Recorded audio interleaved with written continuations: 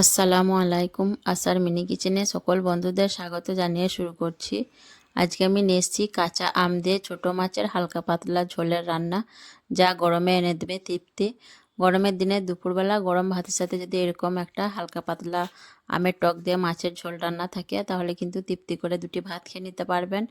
আর এই গরমে হালকা টক খেতেও কিন্তু খুবই ভালো লাগে এবং তৃপ্তিদায়ক। তো চলুন রেসিপিটি দেখে নেওয়া যাক। আর যারা নতুন বন্ধু আমার ভিডিওটি দেখছেন, ভালো লেগে থাকলে অবশ্যই আমার চ্যানেলটিকে সাবস্ক্রাইব করে আমার পাশে থাকবেন। কাঁচা আম দিয়ে ছোটো মাছের ঝোল রান্নার জন্য দেখুন এখানে আমি নিয়েছি খুব ছোট সাইজের বাটা মাছ, চারাপোনাও বলতে পারেন, বাটা মাছের চারাপোনা। তো এখানে আমার 250 গ্রাম মাছ আছে। আর মাছগুলোকে আমি দেখুন খুব ভালোভাবে কেটে ধুয়ে পরিষ্কার করে নিয়েছি, আর খুব ভালোভাবে দেখুন পানিটাকেও ঝরিয়ে নিয়েছি। আর মাছের সাইজগুলো দেখেই বুঝতে পারছেন খুবই ছোট সাইজের বাটা মাছগুলো। এখানে কিন্তু আপনারা যে কোনো মাছ নিতে পারেন। আর এখানে আমি একদম একটা গাছ থেকে পেড়ে আনা টাটকা আম দেখুন খুব ভালোভাবে খোসাটা বাদ দিয়ে কেটে আর ধুয়ে নিয়েছি।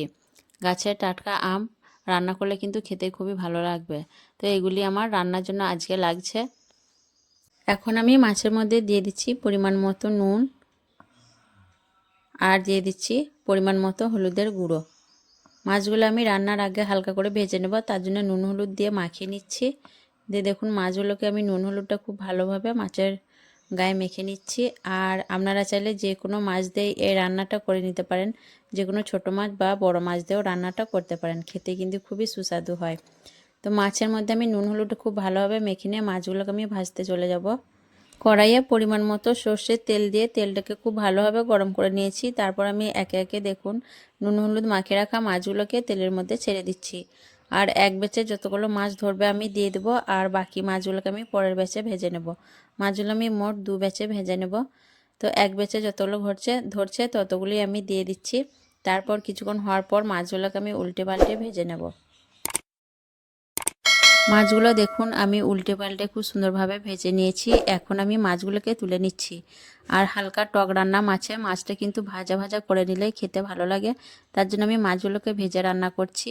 মাছগুলো সব তুলে নেওয়ার পর আমি বাকি যে মাছগুলো আছে সেইগুলোকেও আমি গরম তেলের মধ্যে দিয়ে উল্টো পাল্টা করে ভেজে নেব। এই মাছগুলোও দেখুন আমার ভালোভাবে ভাজা হয়ে গেছে। এখন আমি মাছগুলোকে তুলে নিচ্ছি। মাছগুলো তুলে নেওয়ার পর এই তেলের মধ্যে দিয়ে দিচ্ছি 2টো শুকনো লঙ্কা আর 4 চামচে 1 চামচ কালো সর্ষে ফোড়নের জন্য। দিয়ে আমি ঢাকনা ঢেকে দিচ্ছি, নইলে কিন্তু সর্ষেগুলো ছিটিয়ে আসবে। তো দেখুন সর্ষেগুলো কিভাবে তেলের মধ্যে ফুটছে, তার জন্য আমি ঢাকনাটা ঢেকে দিলাম। তো ফোড়নটা ভালোভাবে হয়ে যাওয়ার পর আমি ঢাকনা খুলে নিচ্ছি। তারপর এখানে দিয়ে দিচ্ছি দেখুন পেঁয়াজ বাটা। এখানে আমি 2টো মিডিয়াম সাইজের পেঁয়াজ শিলে বেটে নিয়েছি। আর পেঁয়াজটাকে আমি খুব মিহি করে বাটিনি, দেখুন পেঁয়াজটা একটু দানা দানা ভাব আছে। তো পেঁয়াজটাকে আমি নাড়াচাড়া করে একটু ভেজে নেব, যাতে পেঁয়াজের কাঁচা গন্ধটা না থাকে। পেঁয়াজটা কিছুক্ষণ ভেজে নেওয়ার পর দিয়ে দিচ্ছি আবারও আমি বাটা মশলা। এখানে 2টো শুকনো লঙ্কা আর 1 চামচ গোটা জিরে আমি একসঙ্গে করে বেটে নিয়েছিলাম। আর মশলার বাটিটা ধুয়ে অল্প পানি দিয়ে খুব অল্প পরিমাণ হলুদের গুঁড়ো দিয়ে দিলাম। আর খুব সামান্য পরিমাণ দিচ্ছি নুন। যেহেতু আমি মাছ ভাজার সময় নুন ব্যবহার করেছি, তার জন্য নুনটা একটু বুঝেই দিচ্ছি, পরে কিন্তু আবার লাগলে দেওয়া যাবে। আমি খুব ভালোভাবে মশলাগুলোকে নাড়াচাড়া করে কষিয়ে নেব। মশলাটা যত ভালোভাবে কষিয়ে নেবেন মাছের স্বাদটা কিন্তু তত ভালো হবে। আর আমার মতো এভাবে করে কিন্তু এই গরমের দিনে একবার এই কালো সর্ষের ফোড়ন দিয়ে কাঁচা আমের মাছের ঝোল রান্না করে খেয়ে দেখবেন, খুবই তৃপ্তিদায়ক খাবার। একটা গরম ভাতের সাথে খেয়ে কিন্তু খুবই তৃপ্তি পাবেন। মশলা ভালোভাবে কষে নেওয়ার পর এখানে আমি দিয়ে দিচ্ছি কেটে রাখা কাঁচা আমগুলো দেওয়ার পর আমি একটু মশলার সঙ্গে কিছুক্ষণ নাড়াচাড়া করে নেব, কয়েক সেকেন্ডের মতো। খুব বেশি আমি নাড়াচাড়া করব না, আম কষানোর প্রয়োজনে আমি একটু নাড়াচাড়া করে মশলার সঙ্গে মিশিয়ে নেব, তাহলে হয়ে যাবে। মশলার সঙ্গে আমগুলো ভালোভাবে মিশে নেওয়ার পর এখানে আমি দিয়ে দিচ্ছি ঝোলের জন্য পানি। আমি পাতলা হালকা ঝোল করব, তার জন্য আমি দিয়ে দিচ্ছি 1.5 কাপ পানি। আর রান্নার পরেও কিন্তু ঝোলটা একটু কমে যাবে, তার জন্য আমি 1.5 কাপের মতো পানি দিয়ে দিলাম। দিয়ে আমি ভালোভাবে নাড়াচাড়া করে ঝোলটাকে মিশিয়ে নিচ্ছি। ভালোভাবে নাড়াচাড়া করে নেওয়ার পর আমি ঢাকনা দিয়ে 5 মিনিটের মতো রান্না করে নেব। 5 মিনিট রান্না করার পর আমি ফিরে এলাম, ঢাকনা খুলে নিয়ে একটু নাড়াচাড়া করে নেব।